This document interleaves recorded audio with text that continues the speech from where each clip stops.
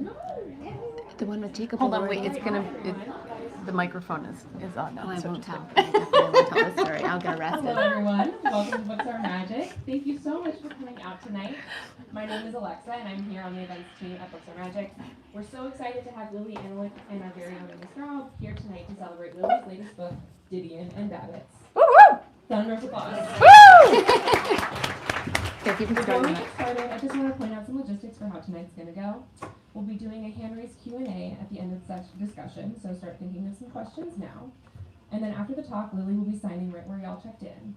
And if you're joining us on the YouTube live stream, please feel free to explore the link in the description box and purchase the books by these amazing authors. All right, without further ado, you've read Didion, you've read Babitz, and now it's time to read Lili Anolik's Didion and Babitz. That's right. The deafness is skill. Anolik uses Babitz's brilliance of observation, incisive intelligence, and diary-like letters as the key to unlock Joan Didion. Lili Anolik is a contributing editor at Vanity Fair and a writer at large for Ariel. Her last book, the LA Times bestseller Hollywood's Eve, was also published by Scribner. Her last podcast, Once Upon a Time at Bennington College, was produced by Cadence 13, and in 2024, she was a finalist for the National Magazine Award for Profile Writing. She lives in New York City with her husband and 2 sons. Emma Straub is the New York Times bestselling author of 5 novels, is standing off to the side and laughing at me. This time tomorrow, all adults here, modern lovers, the vacationers, and lone months liking pictures, and the short story collection, Other People We Marry. Her books have been published in 20 countries. She and her husband own Books Are Magic, you might be familiar, an independent bookstore in Brooklyn. Welcome, without further ado, Emma and Lili. Woo!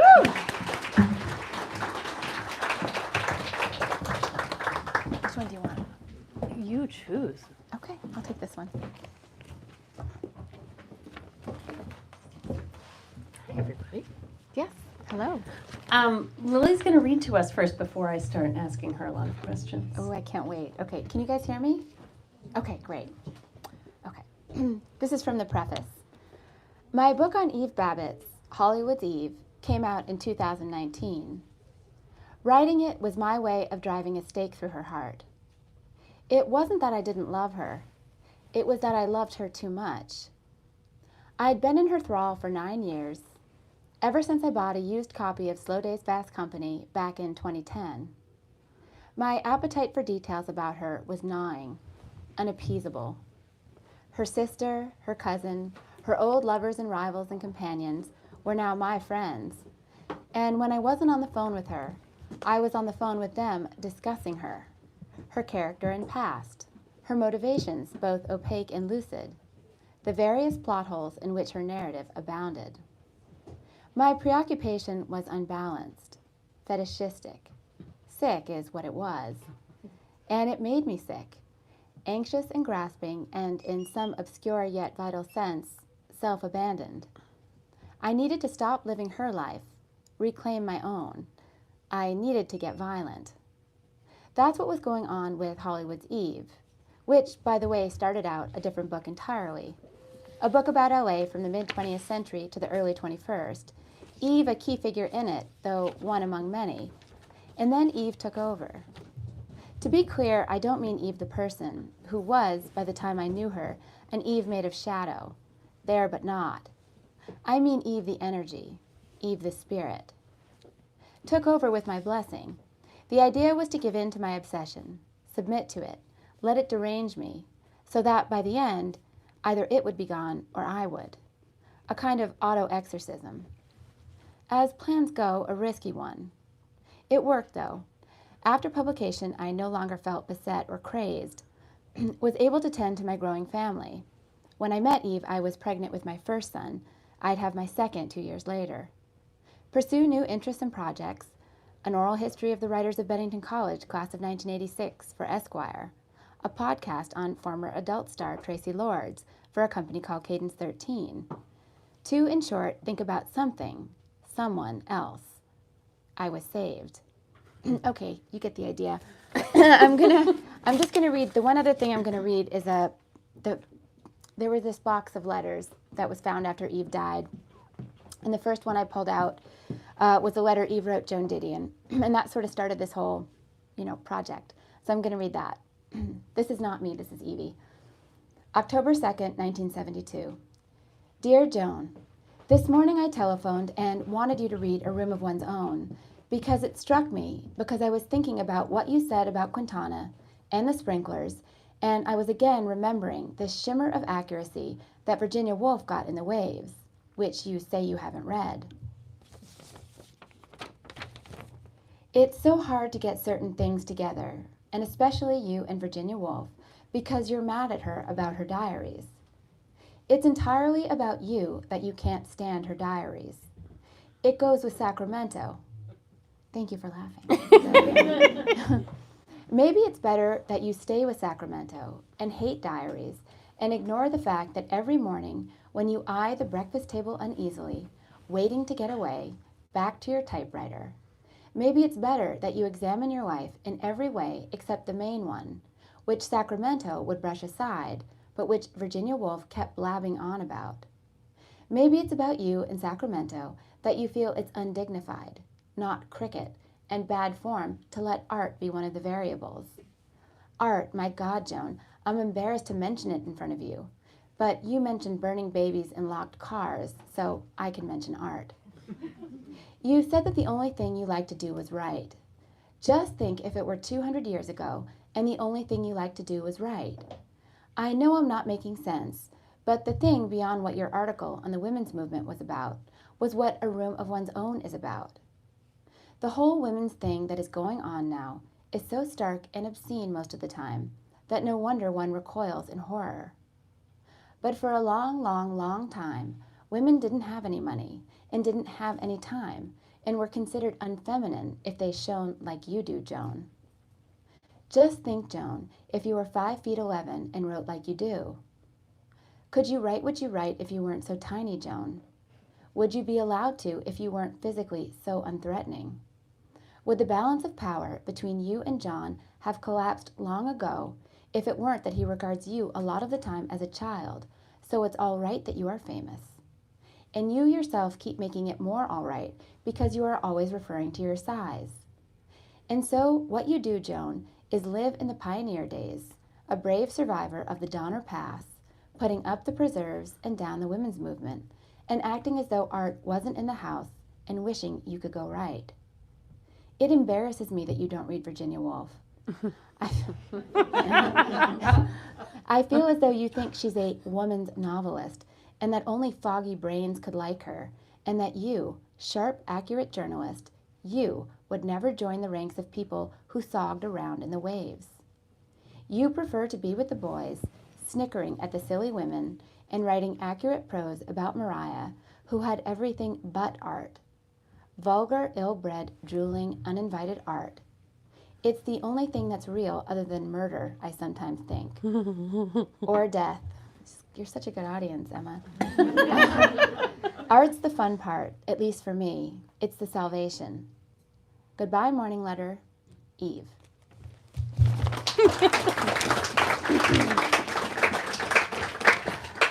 I love that so much. Okay, so you said just now that you were writing a book that was sort of about Hollywood, LA, more generally. What was it like where you encountered Eve first and thought, oh, okay, Yeah. and sort of really turned your attention? Okay, so the book this was the book that got published in 2018, the original, Hollywood's Eve. That's the title. I was trying to remember. But Eve was going to be a big part of that book in the sense that she was going to be the linking device, because she got around. Yeah. She was on a lot of scenes. And so it was going to be all these kind of different facets and characters in LA, but with Eve as the linking device. And so it was going to be like 15,000 words on Eve and 5,000 on all the other subjects. But then it got up to 40, and I handed in this behemoth to Colin, my editor, and he said, he's like, just trash the 60% of the book that's about other topics and make it about Eve. So that's how it happened. Yeah. So a smart editor. A smart editor. Smart and lucky. You could be both. Okay, so you encountered Eve first on the page. Yes.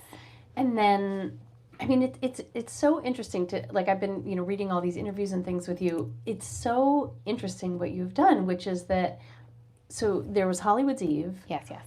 But in that first bit that you read, you weren't done. Like you were like dope sick. Like you were still. Yeah, no, I was still fucked up about her, but I was hoping to be done. I mean, I did want to move on. Like I'd spent 8 or 9 years on Eve. I had done my absolute best by her with Hollywood's Eve. And so this box of letters was found. So Evie went into assisted living a year before she died. And when her sister was cleaning out her apartment, which was, a hellhole of a shithole, unbelievably filthy, chaotic, just beyond belief. And I never thought anything could make it, like could survive in that environment. Like you wouldn't think any document was going to make it through. Anything. You wouldn't think anything was going to survive. But there were these boxes at the back of a closet, kind of under a whole load of shit, just way at the back. And they'd been packed years before by Eve's mother, probably sometime before 2000. And they'd been duct taped and all that. So Evie couldn't get at them. And they were full of letters, journals, manuscripts, but mostly the letters took up the lion's share. And it wasn't just letters, it was letters Eve never sent. So it was, which is like, I think I talk about this in the book, Janet Malcolm, the genre of the unsent letter. It's really specific. It's not a letter you throw away. Everybody writes letters or emails that they trash, right? These were letters she wrote and thought were valuable, and maybe too valuable to send to anybody, like too personal, too raw, too revealing, too emotional, but she saved them. And so they formed this kind of diary. And so I had been interviewing Eve for 10 years, 10 years, and we talked all the time, but she seemed like an open person, but actually she was kind of a guarded and hidden person. And so, these letters were revelatory. Yeah, so I was back in, all of a sudden they knew, I'd gotten it, you get the deal. Yeah, I mean, it really is like I thought I was out and they pulled me back. Like it really is. The Pacino thing. I know, it was. Right. So I want to back up a little bit and just like talk about some of the other things that you have been working on in between, which you mentioned just briefly, like, the Tracy Lords podcast and Right. Bennington podcast. And I was wondering if you could sort of, like, if you feel like there is a clear through line between all of these things, because like all of these things, I think it's not like with fiction where you're making up characters and Right. you're choosing real people in the world Right. for a reason. You're drawn to them for whatever reason it is. Yeah. What is it that you feel like? Because I feel like there's sort of like a Lili Anolik genre. Like I feel like there's a leading question, I guess. But how do maybe you should answer it. Well, I'm going to let you try first. I would have said the one outlier was the porn podcast, though I love doing that. But I got more seduced into that one because I wasn't paying attention to podcasts particularly, and this company wanted to meet. And the guy asked me if there was anything I had wanted to do that I was with Vanity Fair and Graydon Carter. Mm-hmm. Graydon was running BF still then, and he said, is there anything they won't let you do? And I said, yes, I broke in through porn. That's how I got in print, because I knew Al Goldstein, Screw Magazine. And so all my early pieces were on 70s porn people. And so I was like deep into that world, and I knew that like the one thing that like the wound that wouldn't heal for the 70s porn people was Tracy Lords in the 80s. Anyway, you guys don't need to know all this. But that what I would say would be the one outlier. Other than that, I like to write about writers. And I like to write about writers with big personas. Yeah. Because to me now, the writers that seem to last or really make an impression, the books have to be great. They have to be great. That goes without saying. But the persona has to like take root in people's imaginations. Mm-hmm. So I think that's partly why Fitzgerald and Hemingway have endured. And it's like, they're great writers, but also they seem to be characters in their own novels. And somehow they seem to embody the age that they're writing about, like the excesses, the contradictions. And that makes them thrilling to people, I think. Yeah. And Joan is certainly that way, and now Eve's kind of become that way. Yeah. Yeah. I mean, and what's so interesting is that I feel like Joan, Joan had that for longer. Oh, God, yeah. But then Eve really caught up. I mean, I know, she it's had shocking. talking. I mean, Yeah. obviously they were obviously seen very differently Yes. up until their deaths and after, but Sure. I do think, I mean, I think you're totally right. I love that. Yeah, and I always felt like when I would really try to think about it, because it's like people will ask me about Eve a lot, like about being responsible for her rediscovery, and I always feel like I feel like I want to correct them, but I don't want to be a dick because they're being nice to me and like a compliment.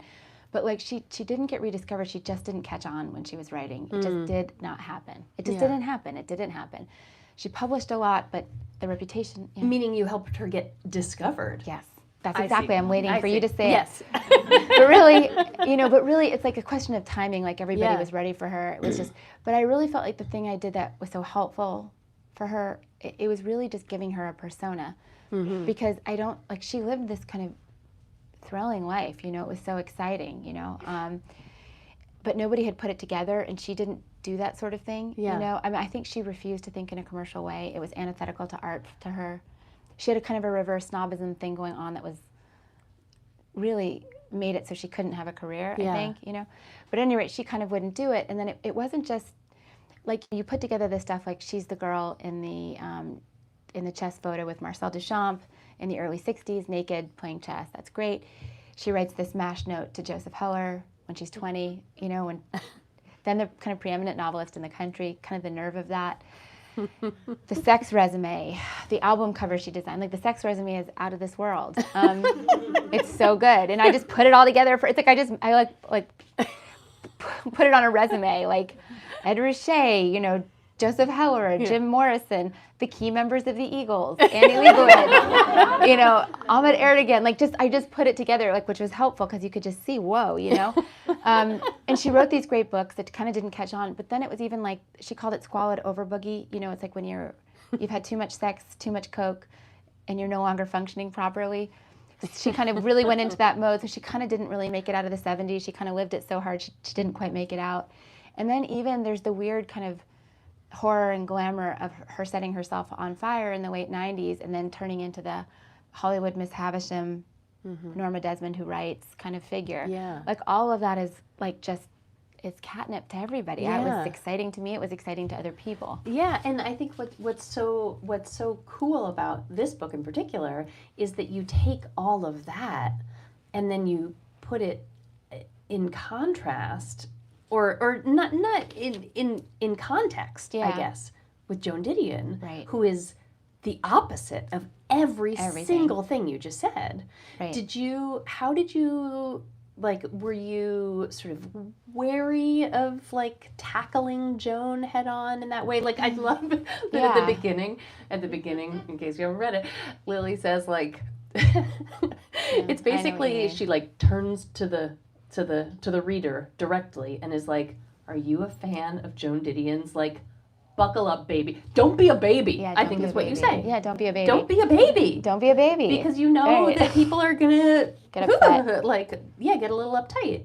A little like Joan Didion, maybe. I don't know. Yes, a little bit. No, for sure. And the thing is, temperamentally, I'm just not I don't gravitate to Joan in the same way, just in terms of her sensibility. But she's great. She's great. Of course. Great. But one of the things, I really felt, she's a great writer, but almost above that, she probably has the best career, of any American writer ever. I mean, it's the best run career. I mean, she's a great writer, but on top of that, she just seemed to understand how to manage the persona, how to keep building. Yeah. It's extraordinary. And in some ways, I want to know how she did it, right? So that's what I'm kind of giving you the reader. And what I admire about her and what I admire about Eve is that they were all the way. They were straight down the line. They were totally committed to being artists and to being writers, and they wanted to be great at that more than they wanted to be wives, mothers, good people, any of that, right? Their commitment was total. Yeah. So they paid a high price, right? And I feel like on Joan, it just wasn't apparent how high the price, and I guess I just wanted to, I wanted to share what it was. And I think probably what I had meant really just to revise the Eve book. That was the original impulse with this book. And I just started I just meant to write an introduction and stick a few of the letters in, right? Because I was under contract to do a different book. I was scared of Colin and Nan. I knew they were going to like tear me a new asshole. And so I was just very nervous about this. But like as I'm writing it and I'm redoing it, I'm realizing it's a totally different book. And then I'm realizing I'm also writing the shadow book on Joan. But I think what really broke Joan open for me was Noel Parmentel. Mm-hmm. Mm-hmm. So Noel Parmentel had been Joan's first lover, obviously early, he was the first. He was this guy that she met in New York in the late 50s, and he was the Southerner, a bit older, I think had fought in Iwo Jima, like a kind of hard-drinking, womanizing, and really a mover and shaker, kind of a real figure in New York. And one of those guys who's forgotten now, but really, like he's the guy who got Norman Mailer to run for mayor. Do you know, like he's behind it, he's like, he was one of those guys. And they fall in love. He really pushes her career, and she can't get published. He gets her into the National Review and all these other Esquire, all these other all these other magazines. Her first novel, Run River, gets turned down by a dozen publishing houses. It's over. He bullies a guy into buying it. The guy doesn't even like the book. But, you know, and then when he tells Joan he won't marry her, and she's wrecked, and she has a nervous breakdown, which she writes about in Goodbye to All That, kind of famously writes about this breakdown. He picks a husband for her. He tells her who to marry, and she does. And so that had not been in the official Joan Didion origin story. Yeah. And that was just fascinating to me. Do you know, like it's hard for everybody, even when you're as talented as Joan and as driven as Joan. Yeah. It's complicated. It was kind of when she and Eve are on the same scene. I call it the Franklin Avenue scene, kind of from '66 into the '70s. And it's kind of this giant house, this kind of ramshackle house Joan and John rent in Hollywood. And it's artists and it's writers and it's rock and rollers and it's kind of flamboyant lowlifes. And it's enormously inspiring to both of them. And Slouching Toward Bethlehem comes out of there, and Play It As It Lays. And the ending to Play It As It Lays, Joan literally gets from Eve. You know, Eve's having a party. Everyone's, you know, on whatever drugs they're on. Michelle Phillips of the Mamas and the Papas is lying on the floor, and she tells this story about a friend of hers, a very weird suicide attempt. And Joan calls Michelle the next day and says, do you mind if I use it as the ending for the book I'm working on? And that's the ending to Play It As It Lays. So you see them kind of all over each other. And Joan's kind of just flying so high because Slouching Toward Bethlehem is '68, then Play It As It Lays is 1970s. And she's just at the center of the culture.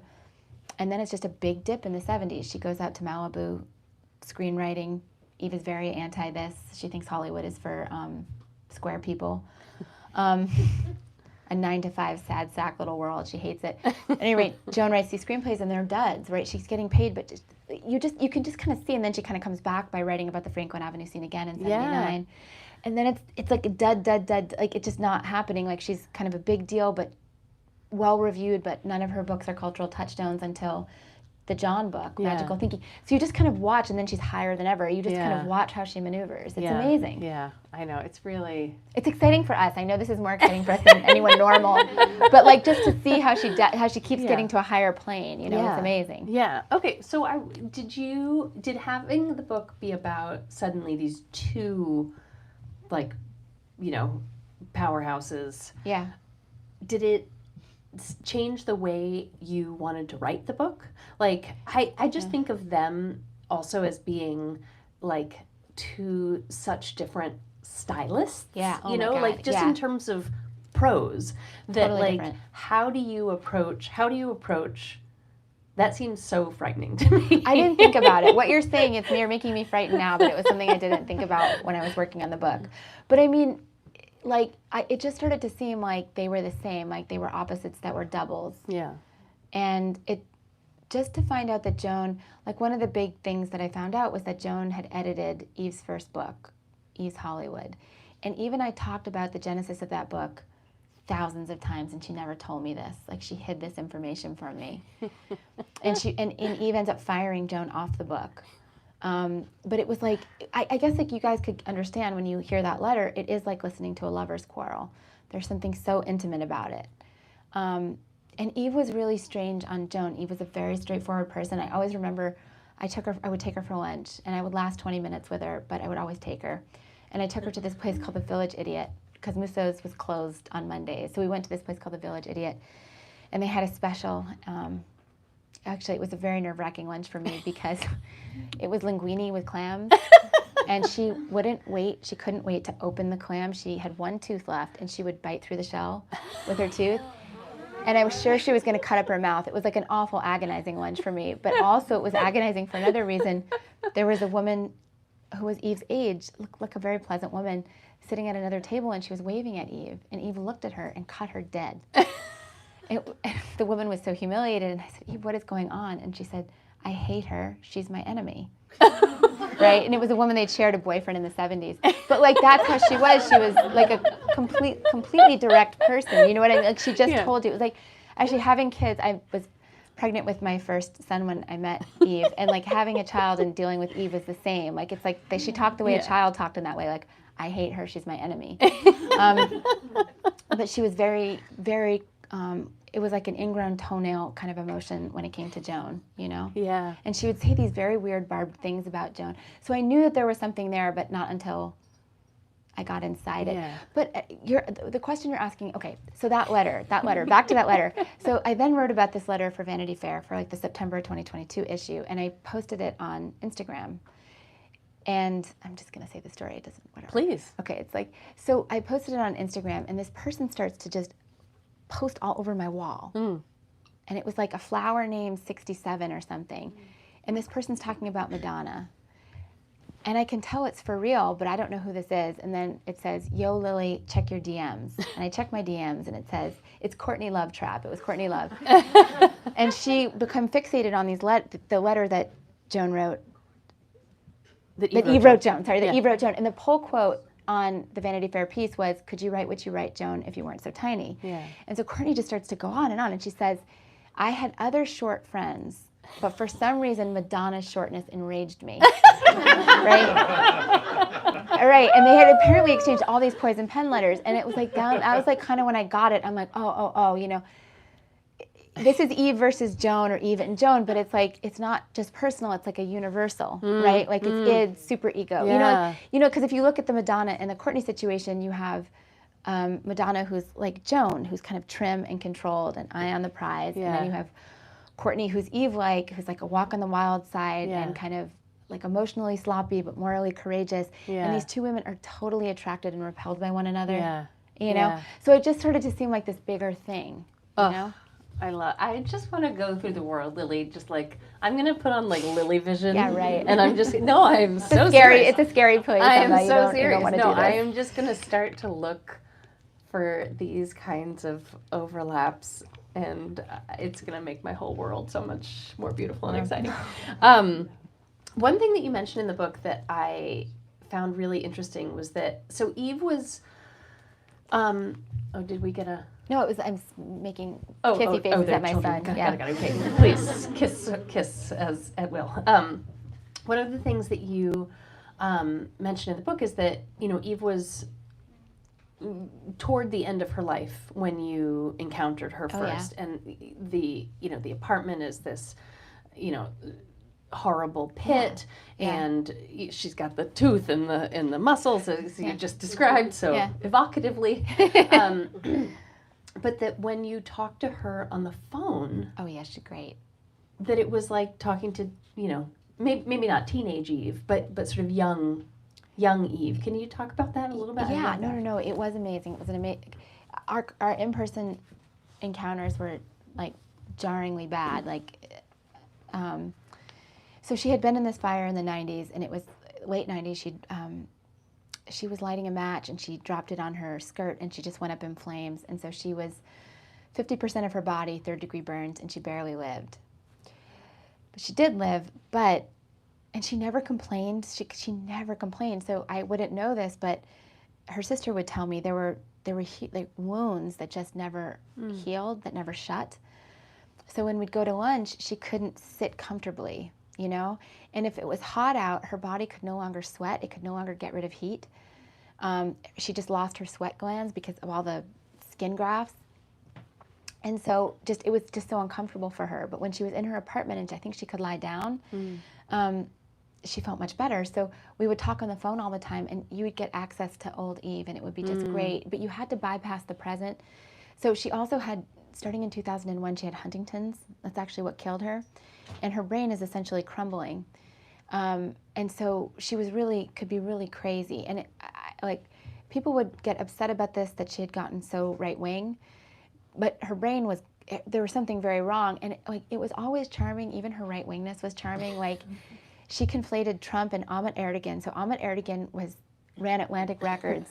He was the most powerful man in rock and roll in the 70s. And that was one of her squeezes. He was a married guy, and they were together having weird, upsetting sex in the Beverly Hills Hotel, and doing opium and things like opium. But she just thought he was great. But in her mind, she'd conflated Trump and Ahmet, so she believed she was having an affair with Trump at the Beverly Hills Hotel. So that's what I mean. So she really wasn't all there, and it was always kind of amusing. And she would tell me things like, she would make me buy her MAGA hats, and I would get so frightened for her in West Hollywood, that she was going to get beat up. Yeah. So I finally got this great one for her. It was in Chinese characters, so I didn't have to worry about her getting beat up. But yeah, she was. But yes, she was great on the phone. So it was you could kind of access Eve in that way. Yeah. But as I was spending, as we were talking, I thought she was having mini strokes every time. I would go see her every 6 to 8 weeks. And she was deteriorating for sure, and I thought it was mini strokes, but it was this Huntington's. That's what it was.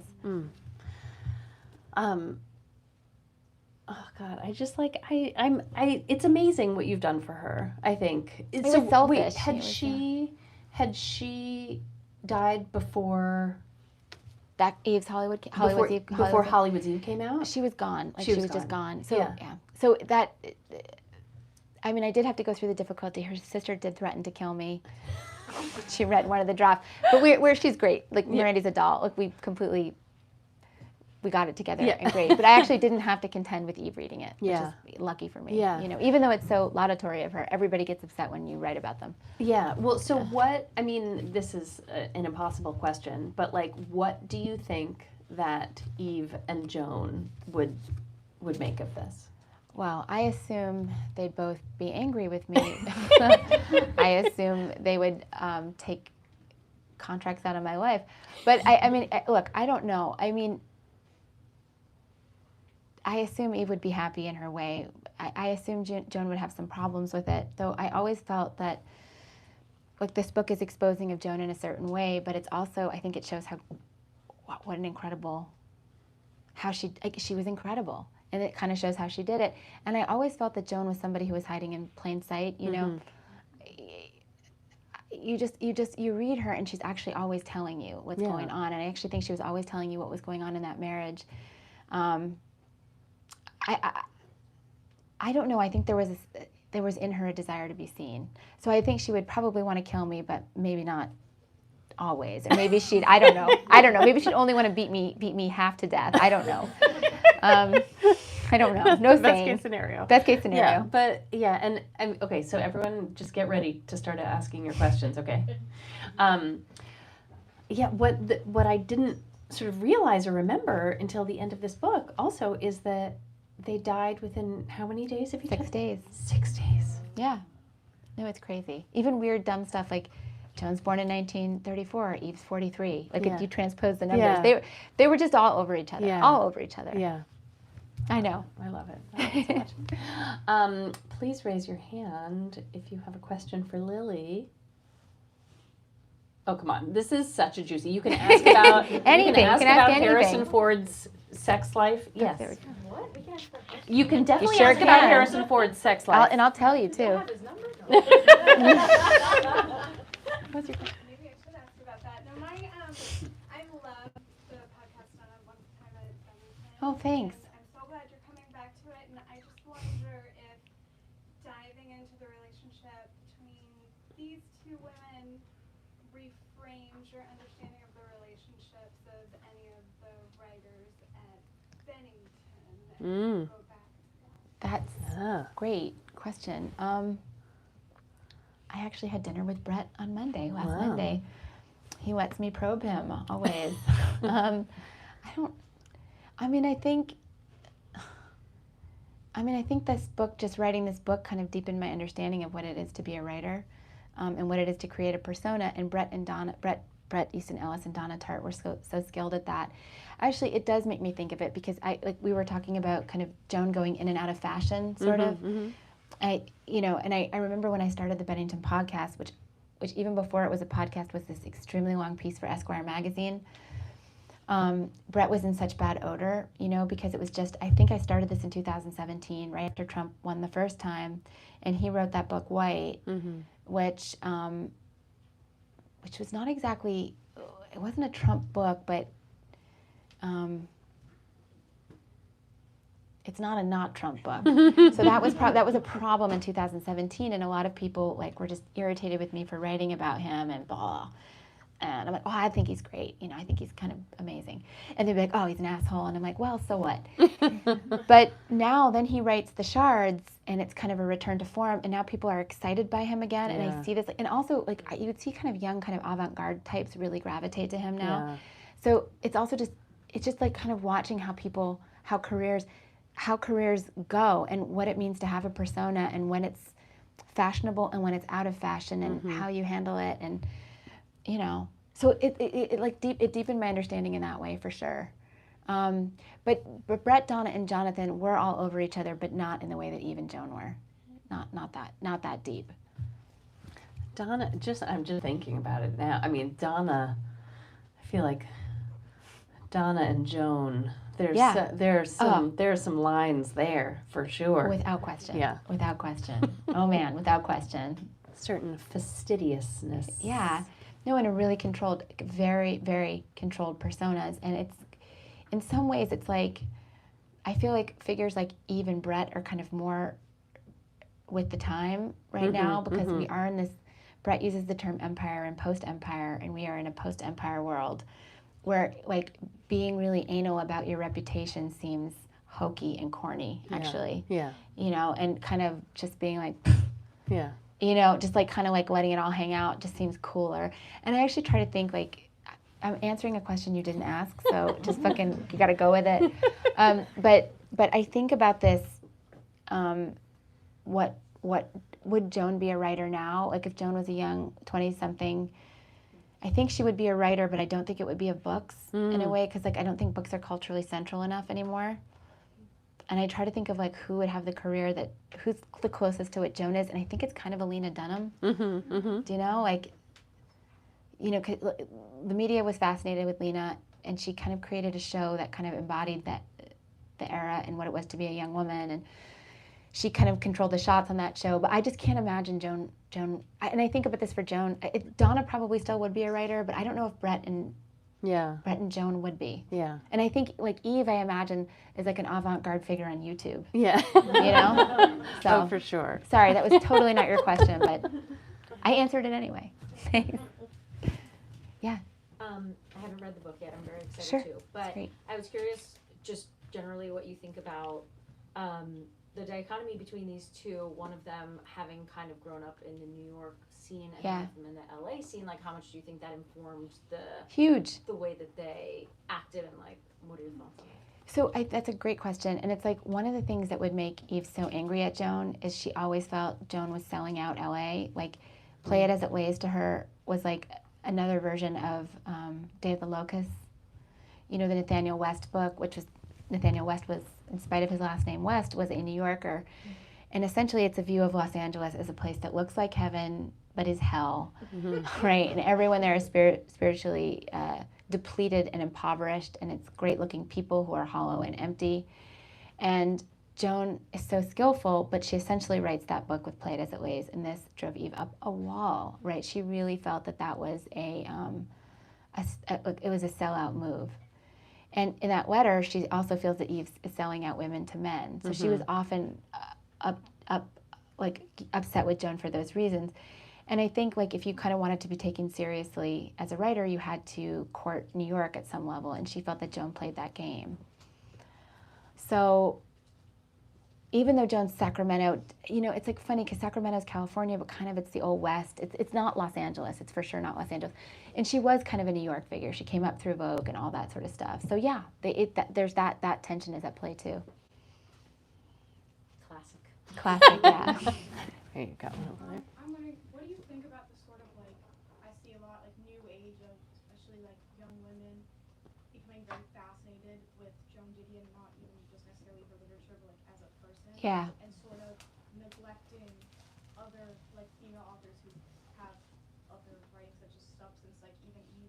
And Sure. One of my favorites, like Susan Sontag. Sure. A lot of stuff is sort of shoved aside and focused on like aesthetics. Mm-hmm. No, that's for sure. In fact, I just feel like if I write about literary California a lot, so if that's your beat, there's no bigger. You can't get around Joan. You can't. Like, she just looms so large.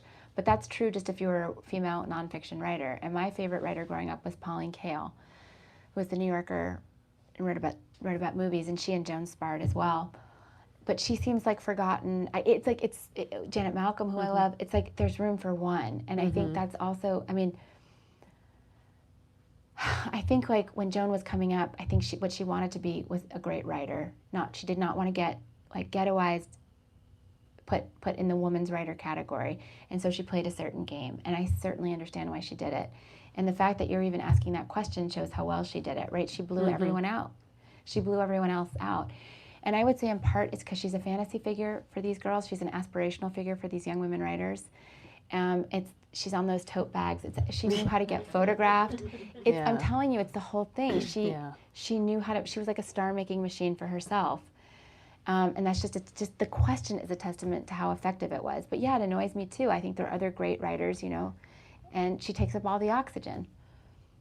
And in some ways, I actually feel like the reason. I think that Eve wrote one great book. That's the thing. Like, she didn't have a sustained career. To me, it's Slow Days, Fast Company, and there's parts of Hollywood's Eve, but the reputation should rest on one book, whereas Joan really does have a bunch of books that can kind of stand up. And one of the reasons I feel like the persona of Eve is so appealing, but I also feel like Eve is becoming a thing just because she's the un-Joan. And it's like we need I feel like the world, the way you need yin and yang, the way that the id needs the superego, the way Courtney needs Madonna, it's like the world's just crying out for like somebody, like a counterbalance. Yeah. And I feel like that's part of why Eve's caught on too. Yeah. You need a fucking other option. Yeah. Yeah. Another way to do it, for God's sakes. Yes. In the back? Yeah. I read that you compared Lena Dunham as kind of today's Joan. Do you have someone in mind that would be today's Eve? Yeah. The closest would be Caroline Calloway, I think. That is my opinion. Caroline is always asking me to say that. Just teasing. I'm totally teasing. I really do think that she is the closest thing we have. There's something about Caroline, like I wrote a long profile of Caroline for Vanity Fair, and she was kind of super exciting to me because she operates outside the system. She's like in that way, like she self-publishes. She's in Florida doing God knows what. She came up through Instagram captions. But I find her kind of thrilling, and I love, like, she makes me laugh too. So, she's self-publishing or doing this book on, like, where she and Elizabeth Wurtzel, who's of course dead, their guide to life. And so why she was in the news, like in the last month, there was that big hurricane in Florida and she refused to evacuate. And she was all over the news. And I remember her publicist, who's also a friend of mine, with Vanity Fair wanted to interview her about the hurricane. And he said, I'll give her to you, but only if you have the writer note that she's trying to sell a self-help book while she's committing suicide by hurricane. So she's just great. But I really do feel that, like, to me, she's operating kind of, I think she's like an avant-garde figure, and I kind of think she's the closest to Eve. And she has she's a glamorous persona as well in her way. You know what I mean? Yeah. All right, 2 more questions. We've got time for 2 more questions. One of them can be about Harrison Ford. Okay, you don't have to ask. It says in the book that he could have sex with 9 people in a day. 9 people in a day. Now you all know. I bet he still can't, right? And it was funny because like I had to try to track him down to check this out, but it was so awkward because I knew he was going to be pissed because Eve outed him as a dealer. He was dealing, like when he was a carpenter, he was also dealing. And Michelle Phillips was saying, like, so Michelle Phillips of the Mamas and the Papas, like, I had to corroborate what seemed like an outlandish lie from Eve. And she said, no, it's true. She said, I had a stepbrother who worked on Star Wars, and he took me to see it. We went to go see it, like the first show, like it was at 11 in the morning. They went to see Star Wars, and she said Harrison came on screen, and I said, oh my God, that's my pot dealer. So it was indeed true, and apparently his sexual capacity is totally to be marveled at. So there you go. There you go. Yeah. A question unrelated to Harrison. I'll be honest, I lean Didion, but Yeah, sure. I understand. I think it's so interesting that you had spent a decade just learning about Eve, but I'm curious, I guess, your relationship to Joan Didion and leading up to writing this, and then how your thoughts about her changed after. Mm-hmm. Well, it's like funny because I mean, people will think this is a pro Babitz, anti Didion book, but it definitely, emphatically is not. Like, you know, I don't like it when anyone says anything bad about Joan now. Like, I take her personally too. Only I can give her a hard time, nobody else. No, but I completely ended up marveling. Like, her discipline, her ambition, her drive, her instincts. I said this before, but the price she was willing to pay, I love it. You know, like she's great because she willed herself to greatness, and I love that. Whereas I think probably when we're talking about the yin and yang of Eve and Joan, it's also a craftsperson versus an improvisatory person, like that kind of artist. And her level was just so high. And I think knowing how to operate in the world is a real skill and a gift, and it didn't come to her naturally. Another thing that Noel Parmental kind of made vivid to me, he's the early lover, was how awkward she was when she came to New York, and his nickname for her was the Mouse. And she wasn't silent, like where she's the Sphinx, like where it's this kind of stylized, cool Garbo trick she had later. She's just an awkward person from the sticks who's awkwardly shy and just can't talk, right? You know, and it's like you watch her build herself up. You watch her do this, and that's just an amazing thing to see. And so, you know, I totally admire her. I mean, even if she's not my type, you know, like, because some of this stuff is almost just like a sex thing, like, you know, you like, I don't know, like whatever you like, whatever your type is sexually, I guess. Like, you know, you like a blonde or a dark-haired guy, like you like more muscular, or you like more slender, or you like girls, or you like guys. It's like something, it's like in your body and you can't help it. She's not my type. And Eve was my type. But yeah, no, I thought she was, yeah, I love her. I love her too. If that answers. Okay. So in conclusion, this book is for everyone. The whole gamut. So you can buy it for anyone. Your Eve heads, Yeah. your Joan heads, or for people who haven't figured out their orientation yet. Yeah, exactly. Thank you, Lili. This is so fun, Anna. much. Thank you.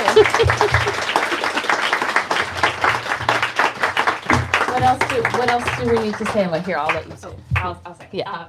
Lily's gonna sign books, which is so exciting. My coworkers are pointing to where that's gonna I'm gonna happen. text you because we're gonna We do start setting up, so please, we don't start setting up, we start closing down. So please make sure you have all your belongings with you so we can grab the chairs. And thank you guys so much. Please, another round of applause. So Lili, you're gonna go. Do you see this adorable